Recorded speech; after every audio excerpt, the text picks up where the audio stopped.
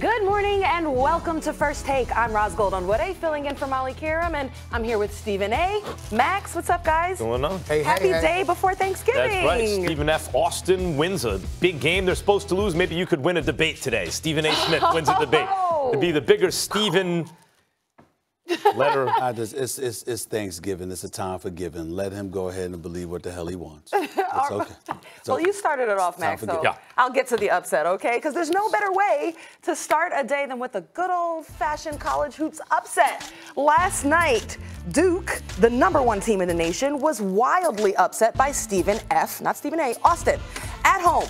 In overtime, it was Duke's first non-conference loss on their home court since 2000. Now, guys, can we just simply say it's early, no biggie? Or, Max, does Coach K have something to prove? Yeah, Coach K has something to prove. I mean, both things you just said are true, but the thing I take away, of course he has something to prove. Not that he's not everyone knows he's a great coach. I'm not talking about that. This is not just another great coach.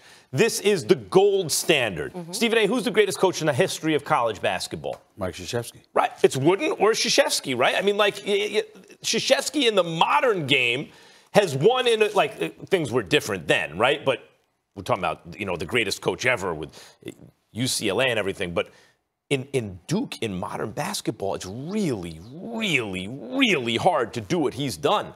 You know, like, you think about the great coaches or the greatest coaches of this era, at least, Krzyzewski is right there. So we're not just talking about one of the contenders for the top spot.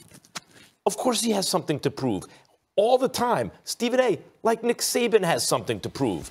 Not that he's necessarily slipping, but all of a sudden, there's another coach winning as much as him and against him, and Dabo Swinney. All of a sudden, he's getting the brakes beat off him in the national title game.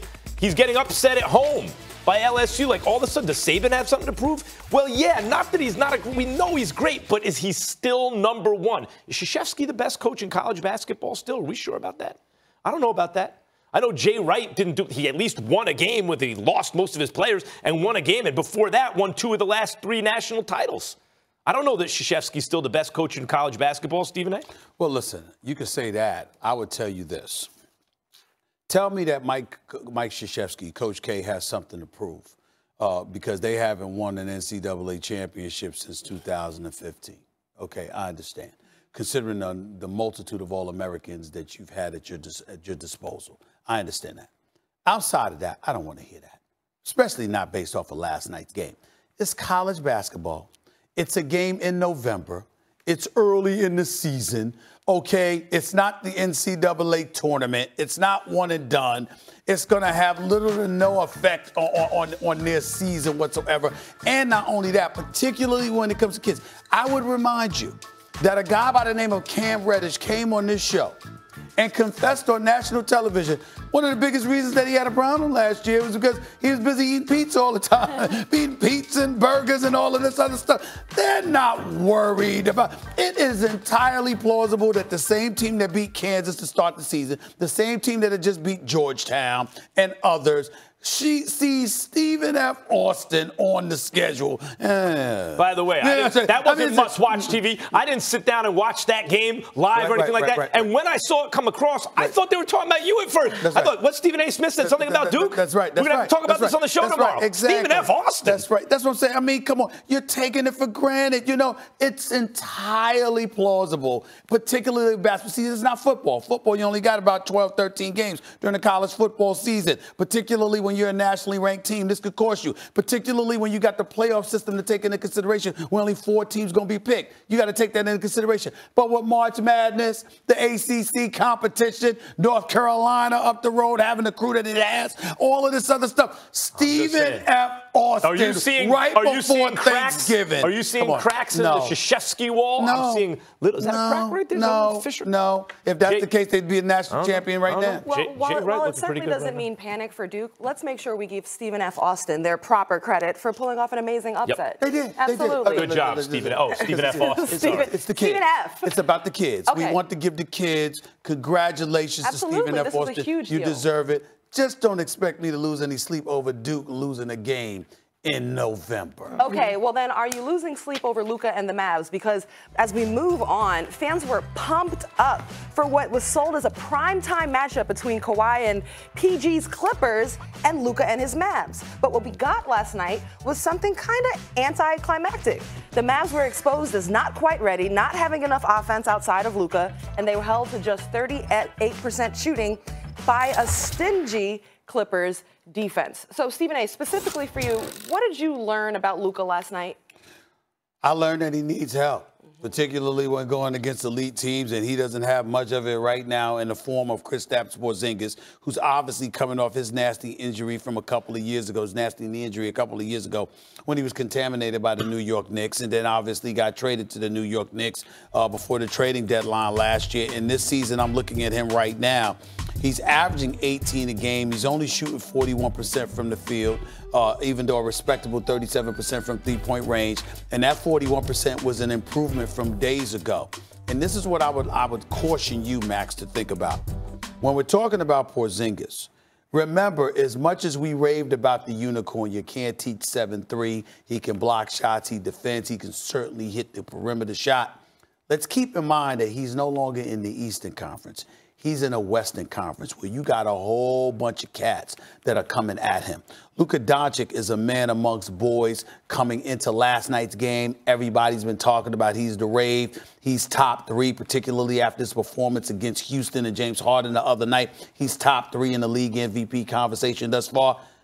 And what did the Clippers do? They are waiting for this brother. And you got Patrick Beverley and you got Harold, not to mention George and Kawhi Leonard. And they reminded everybody, as you would say, defense is a part of all of this. It's real, real nice to you to look pretty against everybody else. We ain't having it. And so he shoots 4 of 14 from the field, somewhere around there. And, of course, that leads you to lean on Porzingis a little bit more, and he simply was not ready. He is in a different conference. He is in a different league. And, obviously, with Doncic being that dude, it might be a beautiful, beautiful thing to see in terms of the combo that they can be. But you are playing against grown men who wanted a piece of Doncic, and it was your job to help him, and you could only do but so much. What did Porzingis shoot? 4-13 from the field. Relatively pedestrian performance, and I wasn't surprised. Kristaps Porzingis still has a chance to one day be the best player in the world. Better than Doncic, better than everybody. But it won't happen. I'm not saying it's going to happen this year. In fact, what I'm saying is it won't happen this year. Coming off the kind of injury he had, what typically happens is you miss a full season, and then if you can maintain and stay healthy, you have a season back where you can still do some things, but you're not and then after that whole process, that's 2 years, now you're back to hopefully what you once were. And if you're young enough and still ascending, that trajectory maybe takes you better than you've ever been. Kristaps Porzingis, listen to me closely, is one of the best defensive players I have ever seen before the injury. I've ever seen any era. It was like he was so underrated defensively. If you watch the games, his presence on the floor completely changed the other team's offense. And he was a real defender, like he cared about it. And he could defend in space, and he could protect the rim, and he was aggressive. Never mind the fact that what people really knew him for was the fact that he's 7'3", could take bigs off the dribble, face the basket, and bomb threes. This is the nucleus, this Dallas team, of a championship team if Porzingis stays healthy. Let me say this. The Clippers are a special defensive team. When we talk about Kawhi and Paul George and Patrick Beverley and these guys, it's not just that they're great on-ball defenders.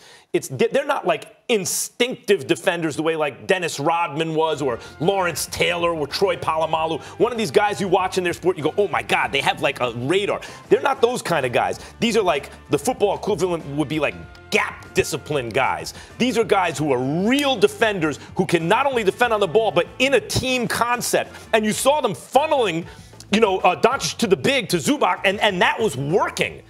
The Clippers are going to win the championship this year because of that. Doc Rivers, a Hall of Fame head coach, defensive players everywhere you look, 2 MVP caliber players, and the best player in the world who's also the best in crunch time, Kawhi Leonard. I don't hold that against this baby Mavericks team. Well, first of all, a couple of things. Number one, I haven't given up on the Lakers winning the championship just yet, and they happen to have the best record in basketball. Well, looking just good. thought I'd point that out. And number two, I want to be very, very clear about what I'm saying.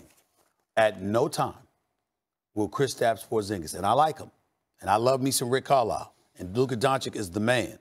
At no time will Kristaps Porzingis ever be the best player in basketball. You better hope he doesn't stay healthy for that prediction to come Ever. True. We'll see. All right, guys. Ever. All right, guys, we got to go to break on this. More to come on First Take. Everyone was anticipating the Browns-Steelers rematch after this melee, but what move was made that takes away from Sunday's intrigue?